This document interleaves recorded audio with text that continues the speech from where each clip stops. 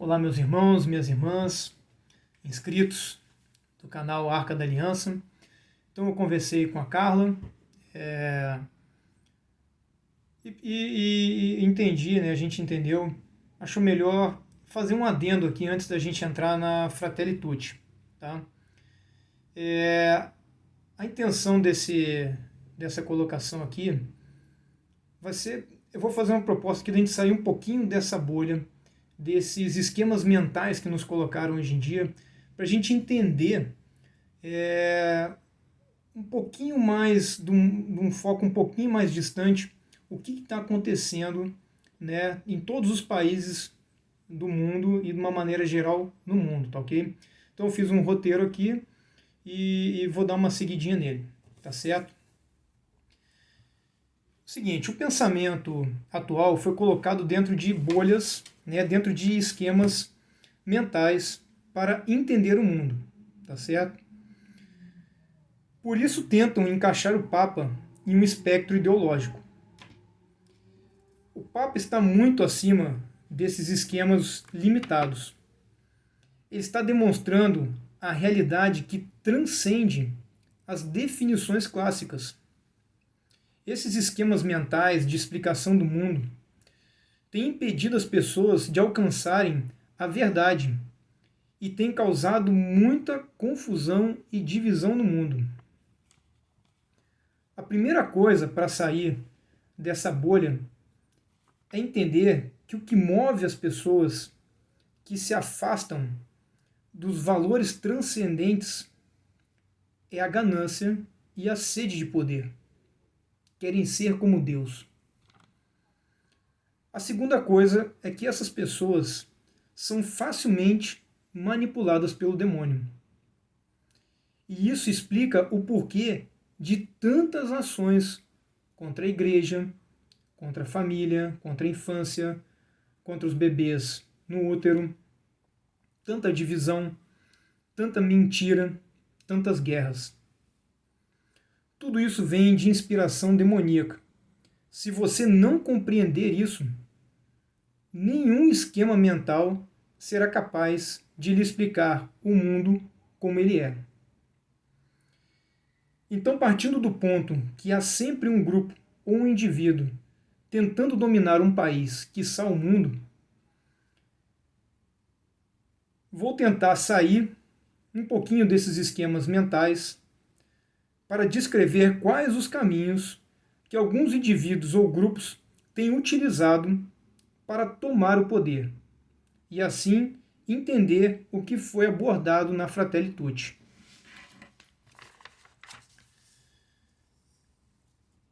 Antes de entrarmos nos métodos utilizados para a tomada do poder, vamos entender como que é feito esse balanceamento de forças dentro dos países e como cada força exerce pressão na outra. Vamos dividir aqui em três forças básicas aqui dentro de um país. Tá?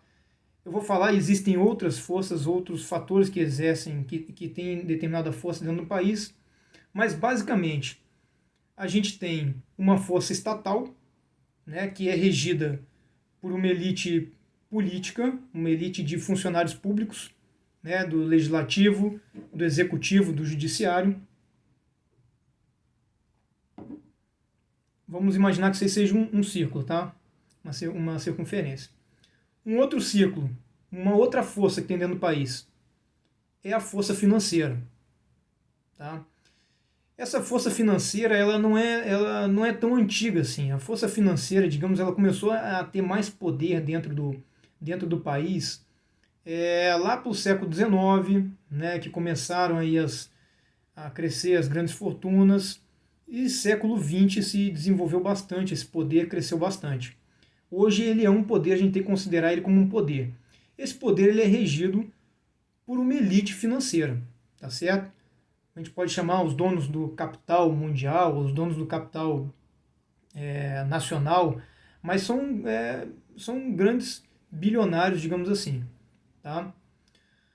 E num outro círculo, nós temos a outra força, que é o povo, né? Que é a força do povo. Tá? O povo basicamente é regido por fatores psicossociais. Tá? Então a gente tem num círculo Estado, né, regido por uma elite política. Num outro círculo nós temos uma elite econômica e no outro a gente tem o povo.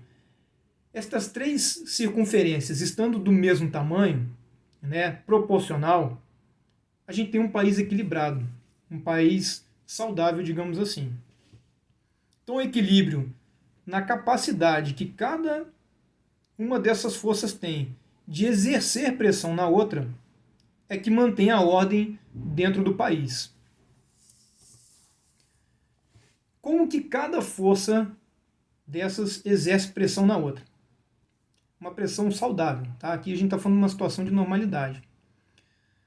A força estatal exerce pressão por meio de leis, por meio de mecanismos de fiscalização e por meio do aparato também policial, do aparato militar. Tá? Bem resumidamente. A força financeira ela exerce pressão por meio de lobbies financeiros, por meio de associações, né, associação da indústria, enfim, comércio, tá? De maneira também bem resumida. E o povo exerce pressão por meio do voto, associações, sindicatos, grandes mobilizações populares. A gente vê muito isso hoje em dia, tem uma grande mobilização por meio das redes sociais. É uma maneira de exercer essa pressão nas outras forças. Tá ok?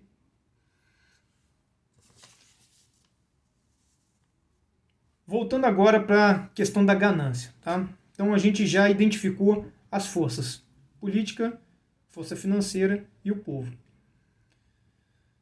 Para tomar o poder, os degenerados podem seguir três caminhos. Utilização da força estatal é um processo lento. Utilização da força financeira também é um processo lento.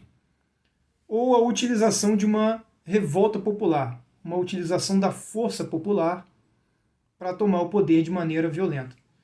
Tá ok? Isso é um processo mais rápido. Os dois primeiros processos, da força estatal e o da força financeira, vem sendo empregado com sucesso em vários países pelo mundo.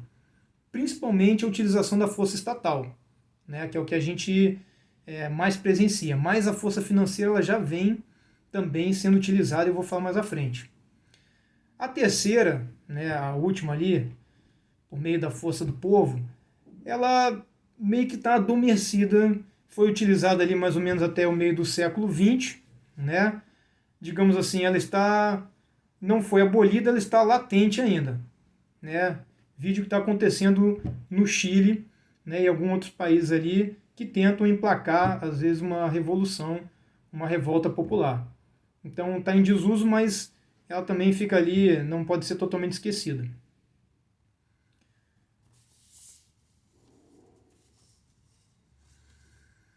Temos que entender que para que uma força domine, é necessário que as outras duas forças sejam enfraquecidas. Ou seja, se eu vou tomar o poder utilizando a força estatal, eu tenho que enfraquecer a força financeira e a força do povo. Se eu vou usar a força financeira, eu enfraqueço a força estatal e enfraqueço o povo. Tá ok? Notem que em ambos os casos, a força do povo tem que ser diminuída. E aí está a grande estratégia do Papa Francisco em unir e fortificar o povo. Tá? Guardem bem isso, o povo ele tem que sempre ser enfraquecido. Vamos falar dos métodos para o enfraquecimento das forças. Tá? Então vamos entrar agora na metodologia que cada caminho adota para tomar o poder. Como que o poder estatal diminui a força financeira? Então agora a gente está indo pelo caminho em que a força estatal vai dominar os demais. Como é que ela diminui a força financeira? Alguns exemplos. Aumentando a carga tributária a níveis exorbitantes, aumentando o número de estatais, restringindo a liberdade do comércio e de trocas através de regulamentações altamente restritivas, impedindo a expansão das grandes empresas por meio de entraves burocráticos, entraves ambientais, aumentando a taxação das grandes fortunas, a gente já tem escutado isso aqui em país vizinho, promovendo insegurança jurídica, né? Você tira muito investimento quando você tem insegurança jurídica. Tá? Alguns exemplos. E aí, como que o Estado ele faz para diminuir a força do povo? Promovendo ataques sistemáticos à cultura, principalmente no aspecto religioso. Então a gente tem que entender o seguinte, a força do povo está muito atrelada à cultura. A força cultural que esse povo tem, né? E dentro da cultura a gente tem a religião e a gente tem a história daquele povo, né? Então a cultura ela deixa muito forte um povo, deixa um povo realmente protegido. Então quando esse poder estatal quer diminuir a força do povo, ele ataca a cultura. Continuando, promovendo divisões internas, né? Minorias contra o resto, confrontos raciais, confronto de etnias, aquele famoso nós e eles, né? Desconstrução histórica, destruindo a consciência histórica nacional e, por consequência, destruindo aquele sentimento de pertença, né, que a gente tem. Destruição de lideranças opositoras, imposição de restrições às liberdades individuais em doses homeopáticas, imbecilização da população por meio do incentivo de uma cultura hedonista, de uma cultura egoísta. Como? Liberação das drogas. Aqui vale um adendo, porque eu acho interessante, esse pessoal que defende a liberação das drogas é uma falta de conhecimento histórico, né? Eu concito esse pessoal a dar uma estudada nos fatores que levaram à guerra do ópio da China contra a Inglaterra. Tá? A população da China estava imbecilizada, drogada, e as forças armadas também bem debilitadas por conta do vício no ópio. Tá? Continuando a imbecilização, cultura hedonista, temos a pornografia em larga escala. O Padre Paulo Ricardo tem vídeos muito bons explicando como que a pornografia age, e ela age exatamente como uma droga. Liberdade sexual, enfim, né? Todas essas pautas aí que servem para, eu digo mesmo, imbecilizar a população. Diminuição populacional por meio do incentivo de métodos contraceptivos, legalização do aborto. Pensem o seguinte, o que é mais fácil você dominar? Uma população grande ou uma população pequena, né? Por isso que sempre tem essas questões de pauta, de controle populacional. Inclusive, utilizam terrorismo ambiental também, muitas vezes, para poder dizer que, se continuar crescendo, vai faltar alimento no mundo, vai acabar o mundo. Então, sempre tem um cunho de diminuir a população. Mas durante o processo de enfraquecimento dessa força do povo, o Estado ele precisa manter um aparente bem-estar e tirar o foco de problemas do governo, né? Problemas do Estado. Como que ele faz isso? Alguns exemplos. Inchando o Estado e tornando um cabide de emprego. Comprando o apoio da mídia. Implementando assistencialismo demagógico. Tirando o foco dos problemas do governo e colocando ele num inimigo imaginário ou até no inimigo histórico. Tá? Então você começa a reacender ressentimentos históricos, cria aquela sensação de ansiedade na população e tira o foco. Né? Um exemplo, né, clássico que a gente tem aqui agora, a Argentina. O presidente argentino ali em abril começou a reacender a questão das Malvinas. A conclusão da tomada do poder por meio da força estatal é sempre uma ditadura, com perda de liberdades individuais, perseguição e morte dos desafetos do ditador, descarte de grupos usados para causar as divisões internas e N outros consequências aí que a gente já sabe que as ditaduras causam. Então a gente falou dessa tomada por via do caminho estatal. Vamos falar agora da tomada do poder por via da força financeira. Tá ok? Como que a força financeira diminui o poder estatal? Formando inicialmente uma associação, um conglomerado das maiores fortunas, podendo inclusive ter a participação de fortunas externas.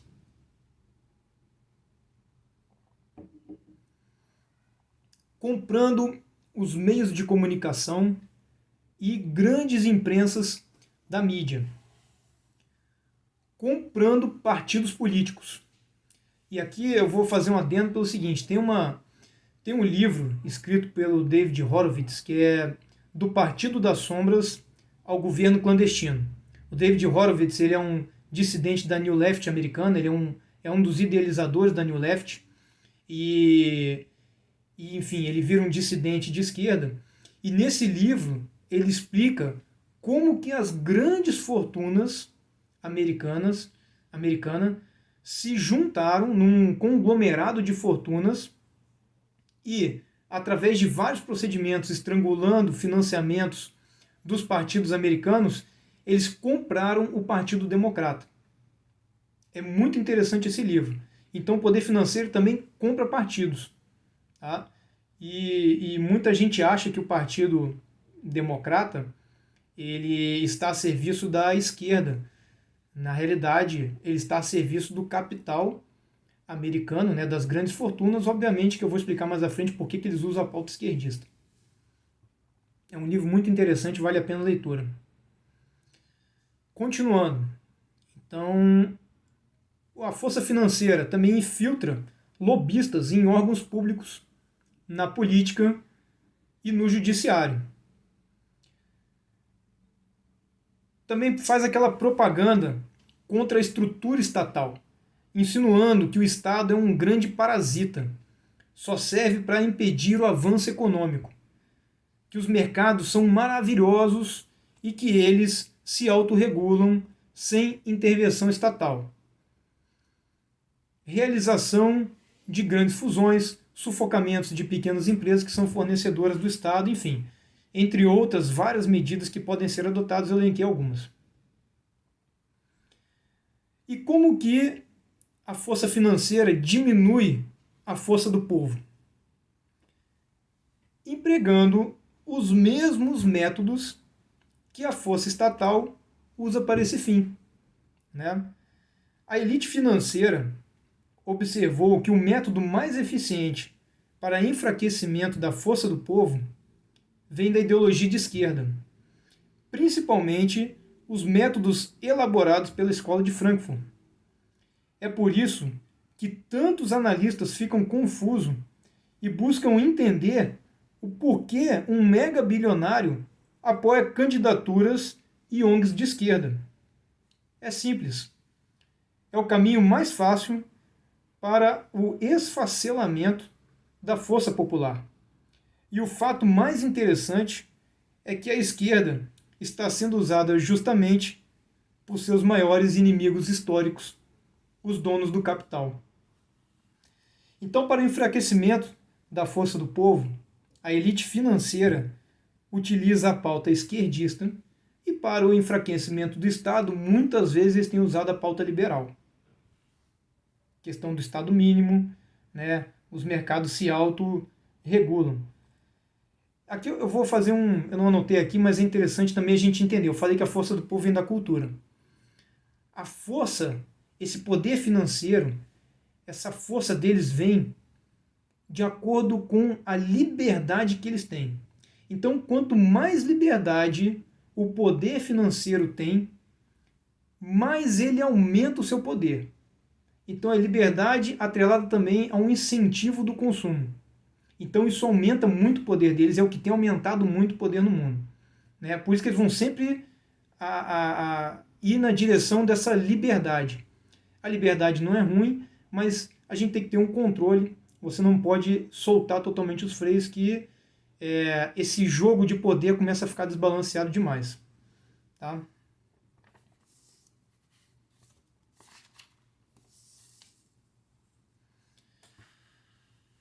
Mas eu tenho observado uma nova estratégia da tomada do poder pela elite financeira.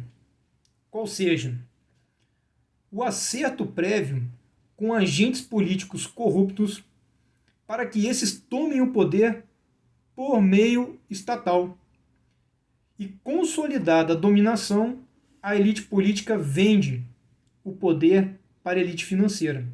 E isso explica também o apoio de grandes bilionários a partidos de esquerda. Tá ok? As consequências da tomada do poder pela elite financeira serão as mesmas da força estatal. Uma ditadura.